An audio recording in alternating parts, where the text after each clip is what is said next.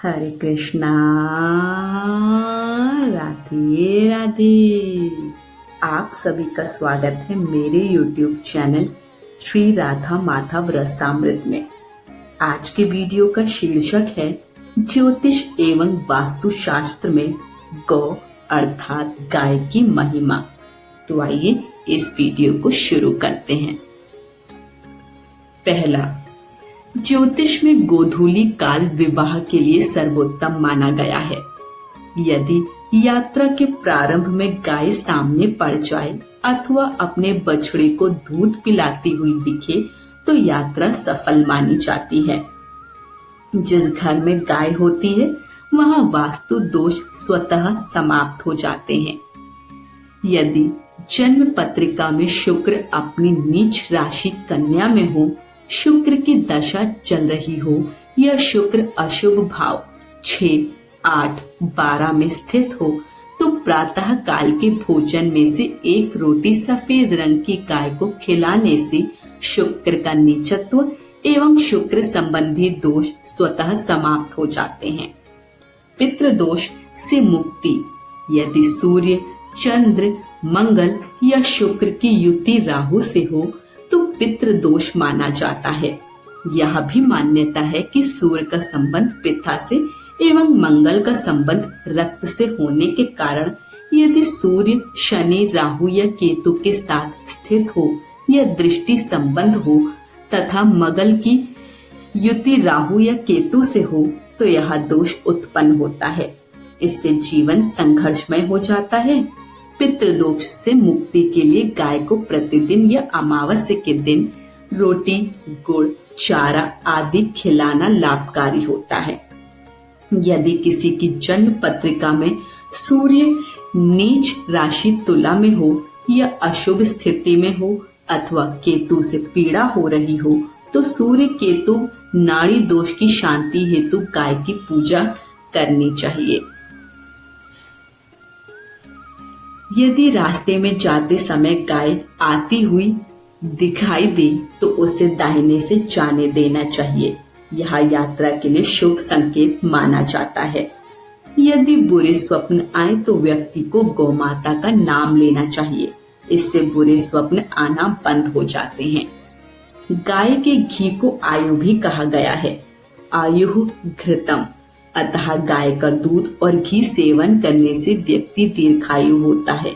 यदि हस्तरेखा में आयु रेखा टूटी हुई हो तो गाय का घी उपयोग में लाना चाहिए तथा गाय की पूजा करनी चाहिए। देशी गाय की पीठ पर जो कदकुद कुबड़ होता है वह बृहस्पति माना गया है।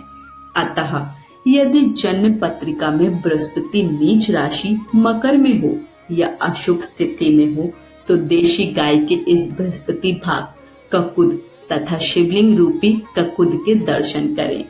गुड़ और चने की दाल रखकर गाय को रोटी दें। गौ माता के नेत्रों में भगवान सूर्य और चंद्र का निवास माना गया है।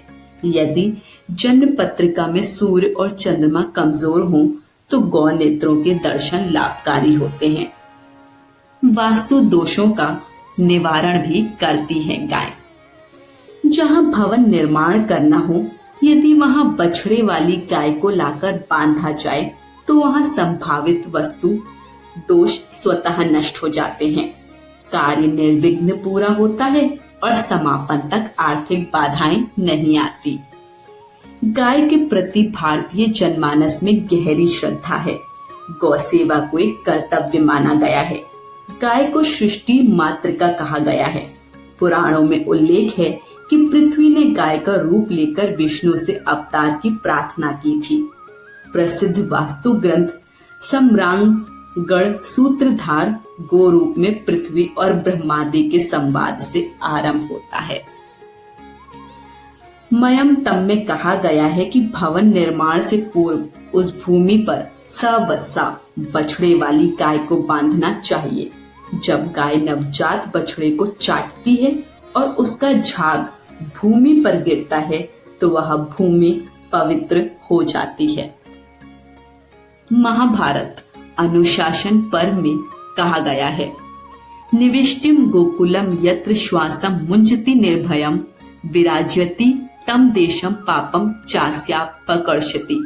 अर्थात जहाँ गाय निडर होकर सांस छोड़ती है वह स्थान पवित्र हो जाता है और पाप दूर हो जाते हैं।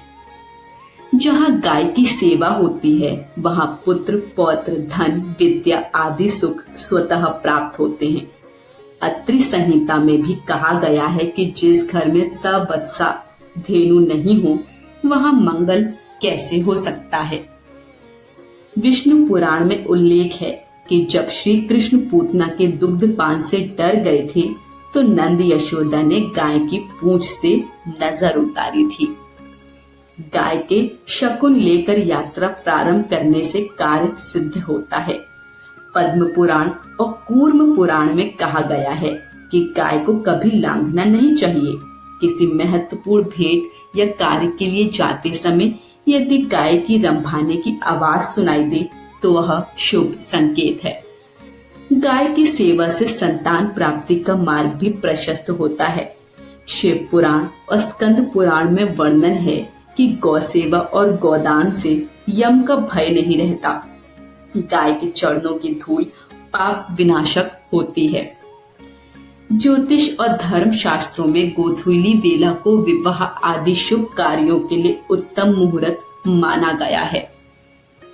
जब गायें जंगल से चरकर लौटती हैं और उनके खुरों से जो धूल उठती है वह पाप ताप नाशनी मानी जाती है। पंचगव्य और पंचामृत की महिमा सर्व विदित है। गोदान की महिमा से कौन अपरिचित है। ग्रहों के अशुभ प्रभावों से मुक्ति के लिए गोग्रास देना तथा गोदान करने की विधियां ज्योतिष ग्रंथों में विस्तार से वर्णित है। इस प्रकार गाय सर्वथा कल्याणकारी मानी जाती है। आज की वीडियो यही समाप्त होती है। वीडियो पसंद आई हो तो कमेंट बॉक्स में हमें अपना फीडबैक जरूर दीजिए। वीडियो को लाइक शेयर करें और चैनल को सब्सक्राइब करें। सभी को हरे कृष्ण, राधे राधे।